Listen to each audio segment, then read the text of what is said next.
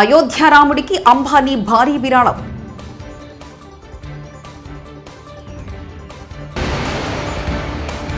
Rahul గాంధీపై case నమోదు చేయండి, పోలీసులకు అస్సాం సీఎం హిమంత ఆదేశం.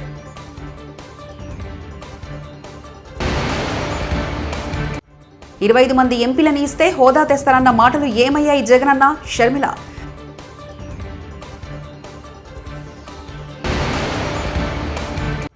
షర్మిలపై సీఎం జగన్ పరోక్ష విమర్శలు.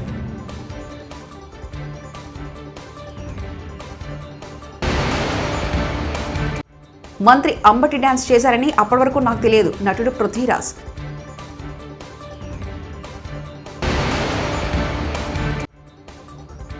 ఏపీలో సమస్యలు షర్మిలకు ఇన్ని రోజులు కనిపించలేదా? భానుప్రకాష్.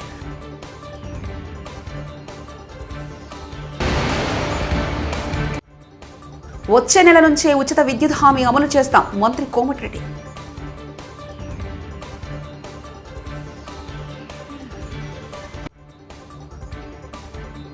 అయోధ్యలో బాలరాముడు రామ్లల్లా కొలువయ్యాడు.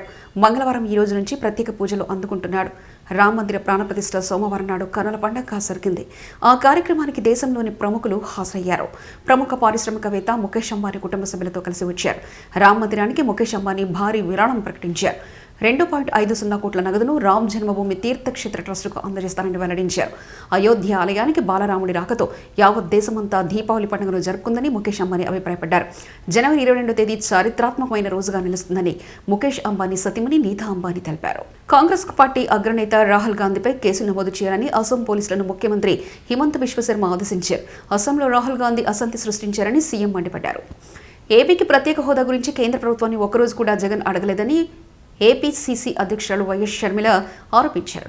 శ్రీకాకుళం జిల్లా పర్యటనలో భాగంగా ఇచ్చాపురంలో ప్రజా ప్రస్థానం విజయస్థూపాన్ని ఆమె సందర్శించి నివాళులర్పించారు. అనంతరం స్థానిక నేతలు కార్యకర్తలను ఉద్దేశించి మాట్లాడారు.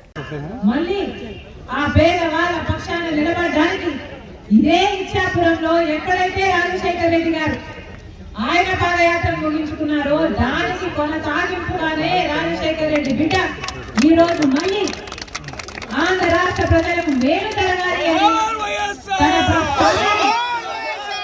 ప్రస్థానాన్ని ఇదే ఇచ్చాపురంలో మొదలుపెట్టదలుచుకుంది రాజశేఖర రెడ్డి బిడ్డ. కాంగ్రెస్ పార్టీ రాజశేఖర రెడ్డి గారికి 2 సార్లు ముఖ్యమంత్రి అవకాశం ఇచ్చింది.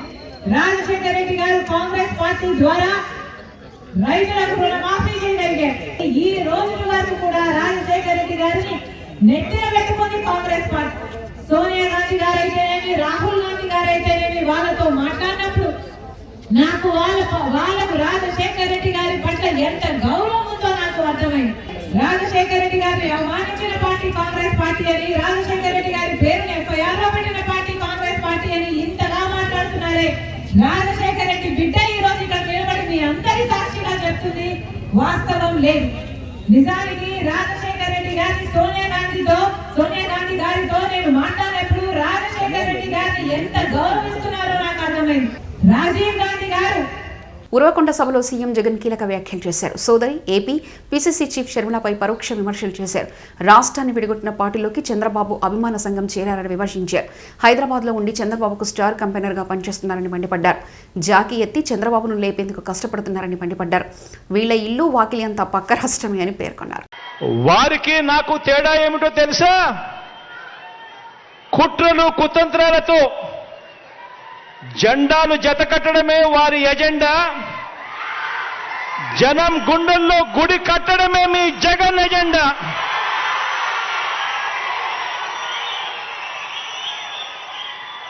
కాబట్టి వారికి భిన్నంగా నాకున్నంత మంది స్టార్ క్యాంపెయినర్లు దేశ చరిత్రలోనే కాదు రాజకీయ చరిత్రలోనే ఎవరు కూడా ఉండరు అని చెప్పి కూడా ఈ సందర్భంగా తెలియజేస్తా ఉన్నాను.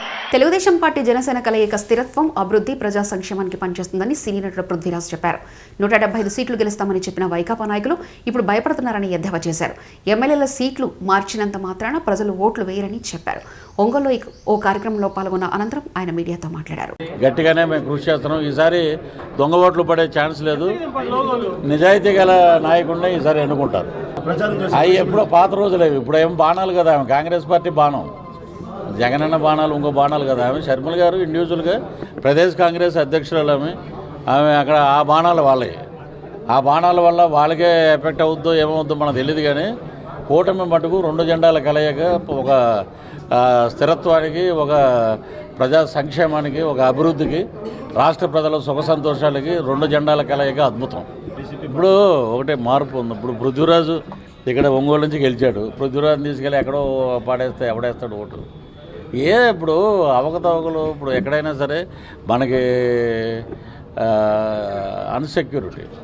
అన్సెక్యూరిటీ ఉన్నప్పుడు 175 మేము గెలుస్తూ ఉన్నప్పుడు మీకు ఎందుకు భయం? వాళ్ళే గెలవాలిగా.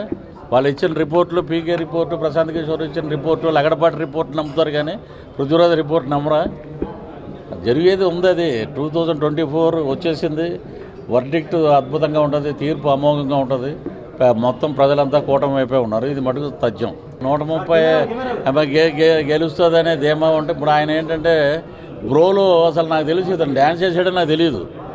నేను ఏదో సముద్రకాని గారు ఏం చెప్పారంటే ఒక బాధ్యత లేని ఒక వ్యక్తి డ్యాన్సులు వేస్తున్నాడు, అలాంటి క్యారెక్టర్ ఉంది, మీరు చేస్తారన్నట్టే చేశాను నేను. సరే, అంబటి రాంబాబు గారు మినిస్టర్ ఏంటి రోడ్ల మీద డ్యాన్స్ చేస్తున్నాడు? ఇతను గడ్డం పెట్టాడు బోడీ గారు లాగా, డూప్ లాగా.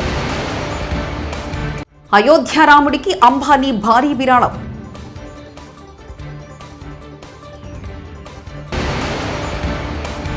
రాహుల్ గాంధీపై కేసు నమోదు చేయండి, పోలీసులకు అస్సాం సీఎం హిమంత ఆదేశం.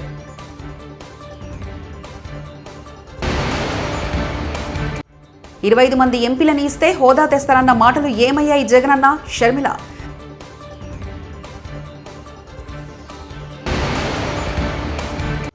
షర్మిలపై సీఎం జగన్ పరోక్ష విమర్శలు.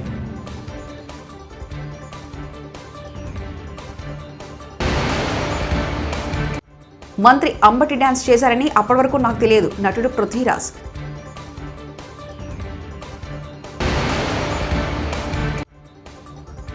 ఏపీలో సమస్యలు షర్మిలకు ఇన్ని రోజులు కనిపించలేదా? భానుప్రకాష్.